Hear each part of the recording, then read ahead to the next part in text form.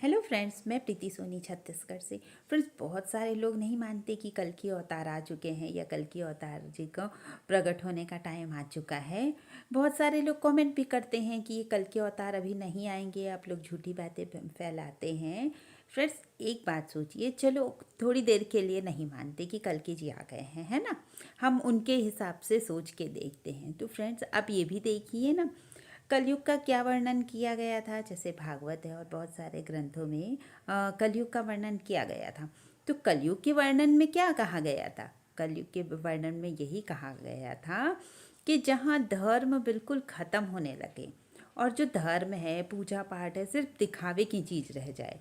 लोग दिखावे के लिए व्रत उपवास करें और अपने हिसाब से करें, जैसा उनका मन है, अरे ऐसा ऐसा करना चाहिए, उस हिसाब से व्रत उपवास कर रहे हैं। और कलयुग में कितने सारे देवी देवता हो गए, ये भी लिखा था भागवत में कि बहुत सारे कलयुग में देवी देवता हो जाएंगे, और ऐसे ऐसे देवी देवता जिनका शास्त्रों और वेदों में कोई वर्णन नहीं है, वो आप देख ही रहे हैं। और गौ माता के बारे में लिखा था कि उनको सिर्फ और सिर्फ क्या है, पैसे कमाने का साधन माना जाएगा। सिर्फ उनका दूध का उपयोग करना है और उससे पैसा कमाना है। बाकी उनकी कोई वैल्यू नहीं रह जाएगी, कोई पूजा पाठ नहीं, कोई कुछ भी नहीं रहेगा। बहुत सारे लोग जो अभी भी थोड़े सात्विक प्रवृत्ति के हैं ना, उनको ये देखकर बहुत ज़्यादा दुख होता है कि गाय के साथ ऐसा हो रहा है। हमारे कमेंट्स में भी कुछ हैं जो ये कमेंट करते हैं कि गौ माता के साथ ऐसा हो रहा है। तो ये भी कलयुग में वर्णन लिखा ही गया है। और फ्रेंड्स, ये भी लिखा गया है कि स्त्रियों जो है वो उनका स्वभाव बहुत ज़्यादा चेंज हो जाएगा, स्त्रियों का। और बहुत ही कम स्त्रियां जो ऐसी होंगी जो सात्विक प्रवृत्ति की होंगी, जो सदाचार में होंगी, जो पतिव्रता होंगी। बाकी तो सब क्या है कि बुरे स्थिति में आ जाएंगी स्त्रियां भी, ये भी लिखा गया है। और दूसरी बात, अभी स्त्रियां क्या है, न सास ससुर की सेवा करेंगी, ना उनके सामने कोई अतिथि भगवान रहेगा, किसी भी धर्म के आचरण पर नहीं चलेंगी और अपनी मनमानी करेंगी। और आपने देख ही लिया है ये। और 25 में तो कितनी सारी ऐसी न्यूज़ देख ली हैं कि सदाचार या दुराचार पे चलने से भी ज़्यादा अपने पतियों को मार रही है, ससुर को मार रही है, कहीं अपने बच्चों को मार रही है। तो यहाँ पर स्त्रियों की भी जो हालत है वो भी ख़राब हो चुकी है, और बहुत बुरी हालत है, कहना चाहिए देश की स्त्रियों की वजह से ही समझ लो। तो यहाँ पर ये भी हम समझ सकते हैं। और दूसरी बात है कि आप देख रहे हैं कि कहा गया है कि 15-20 वर्ष आयु रह जाएगी, ऐसा करके कुछ कुछ बातें तो उसमें भी बाद में एडिट की गई है, जिसे हम कई बार बता चुके हैं, लेकिन फिर भी 15-20 वर्ष की आयु में कहा गया है।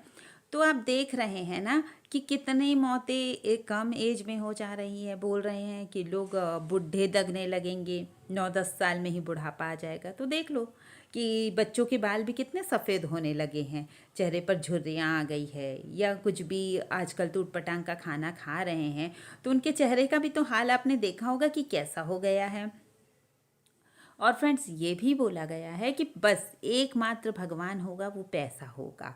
लोग भगवान को छोड़कर जो तकनीकी चीज़ें हैं ना, उनको भगवान बना बैठेंगे। तो हम देख ही रहे हैं, इंसान का सिर्फ एकमात्र उद्देश्य है अभी के टाइम पे कि कैसे भी करके वो पैसा कमा ले, धन अर्जन कर ले, और वो भी सिर्फ दिखावे के लिए।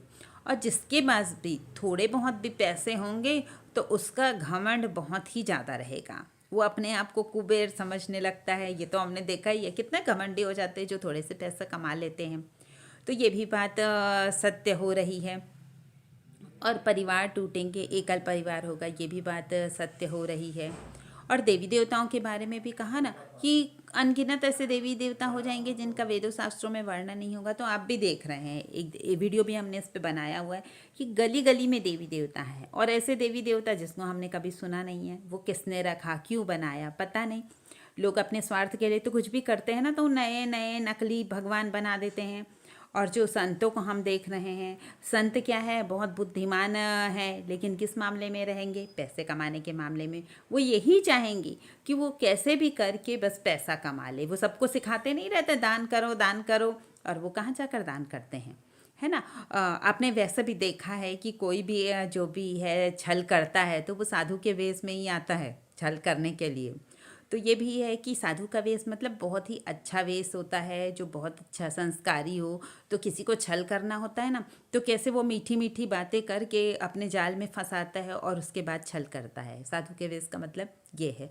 और जो जितना ज़्यादा झूठा, जितना ज़्यादा उसके अंदर पाखंड भरा होगा, उतना ही लोग उसे पूजेंगे, उतना ही उसे महान समझेंगे। आपने भी नहीं देखा होगा कि जो सीधा सच्चा होगा, सीधी सीधी बात करता होगा, लोग इंटरेस्ट नहीं लेते, अरे ये तो नॉर्मल बात कर रहा है। जो मिर्च मसाला लगा के झूठ को अपने एकदम सच बनाएगा, कॉन्फिडेंस के साथ झूठ बोलेगा, है ना, लोग उसको कितना पसंद करते हैं। वो श्रेष्ठ व्यक्ति कहलाता है। जो जितना ज़्यादा झूठ बोल सकता है, उसकी इनकम उतनी ज़्यादा होती है।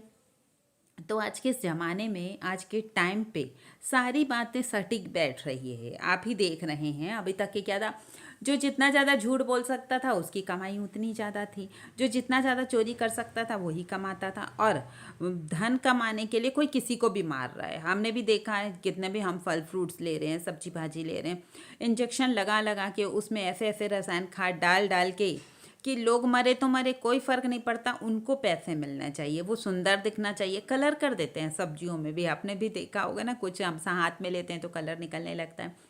तो इस तरीके से उनको कोई मतलब नहीं। अब ये लग रही है ना जान की बाजी सबकी, सब मर रहे हैं, कितनी सारी बीमारियां हो रही है, कैंसर हो रहा है, टैटू में के बारे में भी आपने सुना है कि उसको में भी कितने केमिकल होते हैं, उससे भी कितनी खतरनाक बीमारी हो रही। तो ये सब चीज़ कहाँ पर लेके जा रहा है।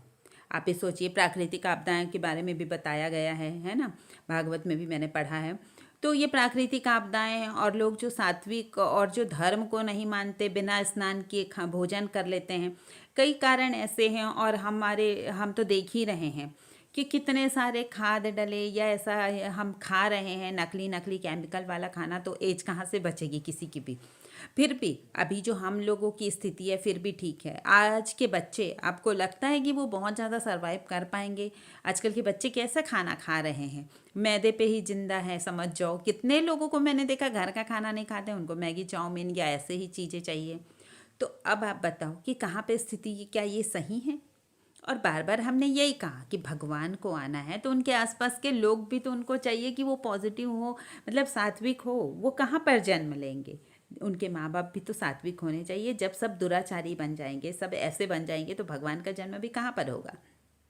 और ये भी बात कही गई है कि जो कहना चाहिए, जाति व्यवस्था को भी कैसे बांट दिया गया है। मतलब पहले ये था कि जिससे ब्रह्म का ज्ञान होगा, है ना, जो धार्मिक आध्यात्मिक होगा वो ब्राह्मण कहलाएगा। तो ब्राह्मण की एक जाति बना दी गई है। जो निम्न बातें सोचता होगा, है ना, जिसके आचरण ऐसे शूद्र की तरह होंगे, तो वो शूद्र जाति में आएगा। लेकिन उसको भी अलग ही स्थिति में बांट दिया गया है। मतलब जो वर्ण व्यवस्था है वो भी खराब कर दी गई। ऐसा कुछ नहीं था जब ये सब जाति प्रथा जो बना दी गई है। कलयुग में लोग काफ़ी ज़्यादा ही बदल गए हैं। जो लोगों ने सोच के बनाया था, ऋषि मुनियों ने, संतों ने, सारी व्यवस्थाएं बिगड़ गई, आप भी देख रहे हैं। तो अब आप बताइए कि कहाँ पर फिर अभी चांस है कि अभी कलयुग ख़त्म नहीं होगा, कल्कि जी नहीं आएंगे? आपको कौन लगता है, इस दुनिया को कौन बचा सकता है? अच्छा ये देखिए आप कि कितनी स्थिति खराब थी भारत की, पूरे संसार की स्थिति खराब थी, और है भी अभी भी। लेकिन फिर भी हम लोगों को ऐसे प्रधानमंत्री मिल गए, है ना। हम मोदी जी की बात करें, योगी जी की बात करें, या बहुत सारे लोग अभी मोदी योगी जी के अलावा भी बहुत सारे हमारे छत्तीसगढ़ के भी जो हैं सीएम है, वो भी काफ़ी अच्छे हैं। मतलब कहना चाहिए कि धर्म के बारे में वो लोग धर्म को ही महत्व दे रहे हैं, है ना। तो ये भी बहुत बड़ी बात है। जो उच्च पोस्ट पर जो विराजमान हैं, वो लोग अगर धर्म को सपोर्ट करेंगे तो वो तो होगा ही, धर्म तो आगे बढ़ेगा ही ना। पहले हिंदू धर्म को कोई पूछता नहीं था, हिंदुओं की तो वैल्यू ही खत्म हो गई थी। तो अभी ही ऐसे क्यों प्रधानमंत्री आए जो सनातन धर्म को इतना ज़्यादा आगे ले जाने की सोच रहे हैं? योगी जी को भी आपने देखा होगा, हिंदू धर्म, सनातन धर्म, बस यही मेन उनका मुद्दा है अभी के टाइम पे। तो ये भी बहुत बड़ी बात है। जब कोई सर्वश्रेष्ठ व्यक्ति ऐसा काम करता है ना, तो लोगों को एक विश्वास हो जाता है कि ये इंसान, ये मनुष्य ऐसा कह रहा है तो हम भी इनके रास्ते पर चलें। ये इतने विद्वान हैं, इतने आगे हैं, तो ये सही कह रहे होंगे। तो इस तरीके से इन लोग अभी के टाइम पे ही क्यों आए हैं? तो ये सारी बातें आपको नहीं लगता कहाँ लेके जा रही हैं? है ना। बच्चों की हालत तो आप ही देख रहे हैं, वो कौन से ऐसे धर्म को मानने वाले बच्चे बन जाएंगे, कि भक्ति के रास्ते पर चलने वाले बच्चे बन जाएंगे, कि आने वाली पीढ़ी में या आने वाले समय में भगवान का जन्म हो सके। ये ऐसा हो सकता है क्या? वो क्या शिक्षा देंगे? अभी उनको क्या शिक्षा मिल रही? कितने भी कहीं भी पढ़ ले बच्चे, कुछ भी पढ़ ले, है ना, लेकिन उनके अंदर वो सदाचार की भावनाएं हम नहीं भर सकते। और एक बात, हमने कहा था कि कल्कि जी के साथ आने वाले देवी देवता भी है, वो भी उनकी सहायता के लिए आ रहे हैं। तो देवी देवताओं का भी जन्म हुआ है, तो उनके भी जो माता पिता है वो भी थोड़े सात्विक होने चाहिए। तो सात्विक अभी थोड़े मिल सकते हैं। आगे की जनरेशन में आपको लगता है कि कोई सात्विक इंसान भी दिखाई देगा? हम अपने बच्चों को कोई ऐसी शिक्षा दे रहे हैं कि वो ये धर्म की तरफ लेके जाए भारत को? कहीं पर नहीं जा रहे हैं। लेकिन ये थोड़ा थोड़ा जो अभी समाज बदल रहा है, देश बदल रहा है, जो ऊंचे पोस्ट पर हैं, बैठे हुए हैं मंत्री नेता, वो लोग भी थोड़े धर्म की बात करने लगे हैं। तो ये स्थिति को देखकर नहीं लगता कि वाकई में सतयुग आने का एक रास्ता बन रहा है, सतयुग आने ही वाला है? नहीं तो कभी ऐसा हुआ था क्या? कभी नहीं ऐसा हुआ था। और एक बात, हाँ, उसमें वैज्ञानिक लोग हमेशा ना टाइम मशीन की बात करते रहते हैं। आपने भी सुना होगा, टाइम मशीन की बात करते रहते हैं वैज्ञानिक। लेकिन आप सोचिए, हमारे जो ऋषि मुनि संत महापुरुष थे वो कितने ज़्यादा विद्वान थे। उन्होंने कलयुग का वर्णन कब से कर दिया है। सोचो, कलयुग का वर्णन तो हमारे यहाँ कब से हो चुका है। उन लोगों को कैसे पता था कि ऐसा ऐसा टाइम आएगा, ऐसी ऐसी स्थिति बनेगी?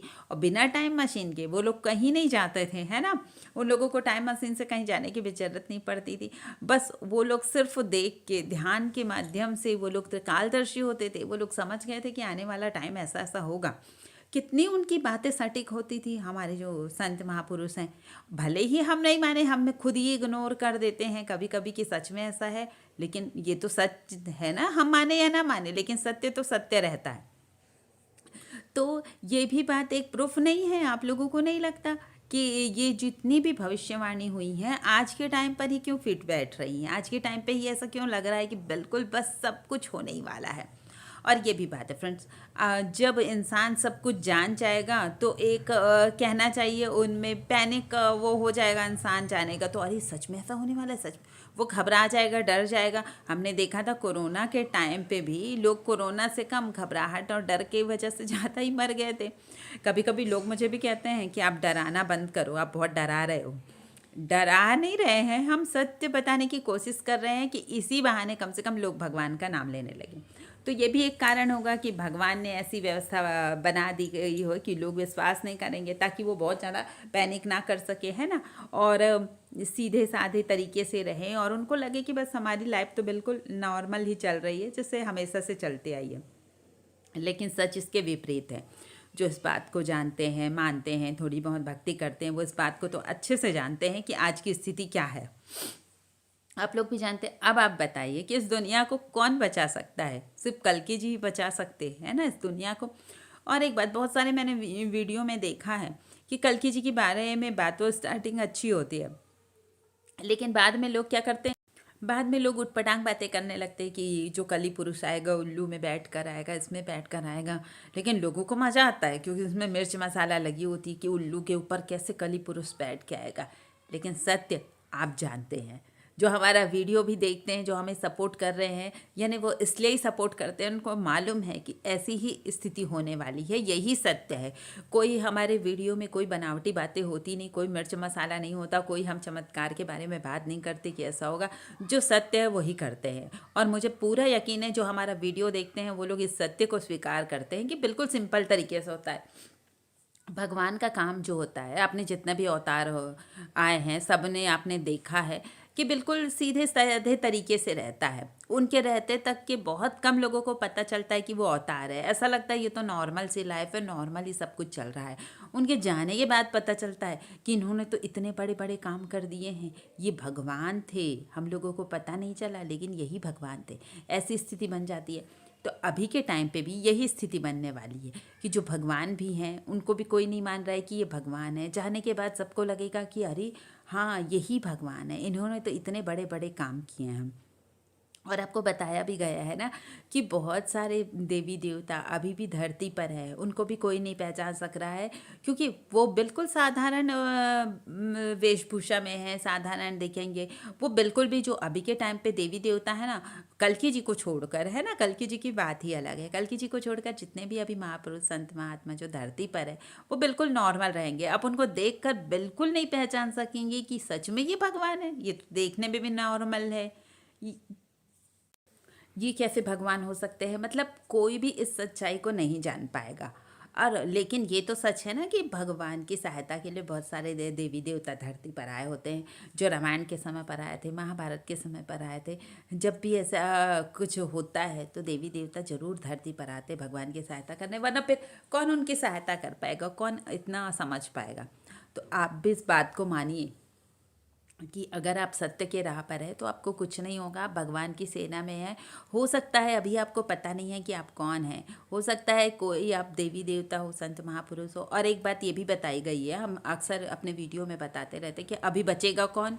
सीधी सी बात है, अभी वही बच पाएगा जो वाकई में कोई देवी देवता का अंश होगा, कोई संत होगा, कोई महात्मा होगा, कोई महापुरुष होगा जिसने भगवान की बहुत ज़्यादा भक्ति की हो, वरदान मांगा होगा कि भगवान आपका पूर्ण अवतार मुझे देखना है, आप मुझे अपना पूर्ण अवतार दिखाओ, या मैं देखना चाहता हूँ, मुझे कलयुग में जन्म दो जब आप आने वाले हो या आए हो धरती पर उस टाइम पे। तो ऐसे बहुत सारे लोग होंगे जो वरदान मांग कर आए हैं, और इस टाइम पे सिर्फ और सिर्फ वही बचेंगे। लोगों को लगता है कि थोड़ी भक्ति करती, दिखावा कर लिया तो हम बड़े भक्त हो गए। लेकिन आप जो है हम लोगों को दिखा सकते हैं, आप मतलब आम लोगों को, इंसान लोगों को, मनुष्य को आप दिखा सकते हैं कि आप कितने बड़े भक्त हैं, कितने आप पूजा पाठ करते हैं। लेकिन भगवान को आप नहीं दिखा सकते, क्योंकि भगवान आपके हृदय में बैठे हैं, है ना। भगवान को कोई चीज़ दिखावे पे नहीं जाते, और भगवान बिल्कुल भी ये नहीं मानते हैं कि कोई दिखावा करना ही श्रेष्ठ है। वो तो अपने जो भक्त हैं, जैसे हनुमान जी, अर्जुन जी है, भीम जी है, जैसे हम बहुत सारे लोगों को जानते हैं, भगवान ने उनकी भी परीक्षा ली, उनका भी अहंकार तोड़ा। वो उनके सच्चे भक्त थे ना, तो उनका अहंकार दूर किया भगवान ने कि ये सब अहंकार मेरे सामने नहीं चलता। तुम्हारा जितना भी ज्ञान है, जितनी भी विद्वता है, वो अपने ही पास रख लो, संसार के लिए रखो, लेकिन भगवान के लिए तो बिल्कुल सरल सीधे साधे बच्चे बन जाओ, तभी तो भगवान अपनाएंगे आपको। तो इस तरीके से हम लोगों को दिखावे में बिल्कुल नहीं जाना है। और हमने ये कलयुग का वर्णन सुना, तो कलयुग के वर्णन में हमने देख लिया कि क्या क्या होने वाला है, तो हम लोगों को उससे भी दूर रहना है। जैसे हमने बताया कि झूठे पाखंडी लोग ही आगे बढ़ेंगे, तो हम लोगों को झूठ और पाखंड से भी दूर रहना है। और हम लोगों को मन अच्छा रखना है, मन भगवान में लगाना है। मन की पवित्रता सबसे बड़ी है।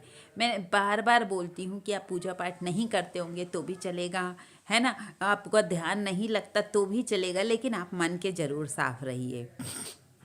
मन से ही आप जब साफ रहेंगे ना, मन के क्लियर, बिल्कुल साफ सुथरे बच्चे की तरह, अंदर अंतःकरण ऐसा होना चाहिए, इतना कोमल होना चाहिए कि बिल्कुल भगवान को पसंद आ जाए कि ये तो बिल्कुल छोटा सा बच्चा है। क्योंकि भोले भाले भक्त होते हैं ना, भगवान को बहुत ज़्यादा प्रिय होते हैं। इसका मतलब ये नहीं कि संसार में आप भोले बन के रहो। संसार में अगर आप भोले बनोगे तो लोग आपको ठग लेंगे, लूट लेंगे, है ना, आपका मजाक बनाएंगे। संसार में आप बहुत ज़्यादा चालाक बने रहो, अपना जितना दिमाग है सब यूज़ कर लो कि ये सामने वाले से हम परेशान नहीं होंगे, है ना। और वैसे भी अभी के टाइम ऐसा आ रहा है कि कोई आपको ज़बरदस्ती परेशान नहीं कर पाएगा। इसके पहले क्या होता था, लोग भोले भाले सीधे साधे लोगों को परेशान कर पाते थे। लेकिन कल्कि जी की एनर्जी इतनी ज़्यादा स्ट्रांग हो गई है, और जैसे चारों दिशाओं में फैल गई है, हम अक्सर बताते हैं ब्रह्मांड तक के उनकी एनर्जी पहुंच गई है। तो उन सीधे साधे भोले भाले लोगों को भी लोग परेशान नहीं कर पाएंगे। परेशान कब करेंगे, उनके पास परेशान करने का टाइम कहाँ से होगा। वो तो अपनी ही परेशानी में बिजी होंगे ना। उनकी खुद की परेशानी दूर नहीं होगी तो वो बाकी लोगों को क्या परेशान कर पाएंगे। तो अभी जो भगवान के भक्त नहीं हैं, उनकी प्रॉब्लम बढ़ने वाली है। चाहे वो कितने भी अच्छे हो, कितना भी अच्छाई का दिखावा कर ले, अच्छाई का दम भर ले, लेकिन उनकी प्रॉब्लम बढ़ने वाली है। अभी तक क्या होता था, जो पैसे वाले होते थे उनको सर पे बिठा कर रखते थे, लोग उनको भगवान बना देते थे ना, तो वो अभी तक के अपने आप को भगवान ही मानते आए हैं। लेकिन आगे के समय में वो भगवान नहीं रहने वाले हैं, वो सीधा धरती पर आकर गिरने वाले हैं। और आपने भी देखा होगा कि कैसे जो हो रहे हैं बुरे हो रहे हैं, जो बुरा काम कर रहा है, पहले तो पकड़ में भी नहीं आते थे, आजकल पकड़ में आ जाते हैं, सोशल मीडिया का ज़माना है, उनके वीडियो वायरल हो जाते हैं, उनके काले चिट्ठे वायरल हो जाते हैं। ये धीरे धीरे हो रहा है, लेकिन हो ज़रूर रहा है। ऐसा लगता है ना कि ये काम कहाँ हो रहा है, हो ज़रूर रहा है, लेकिन बहुत धीरे धीरे हो रहा है, इसलिए लोगों को पता नहीं चलता।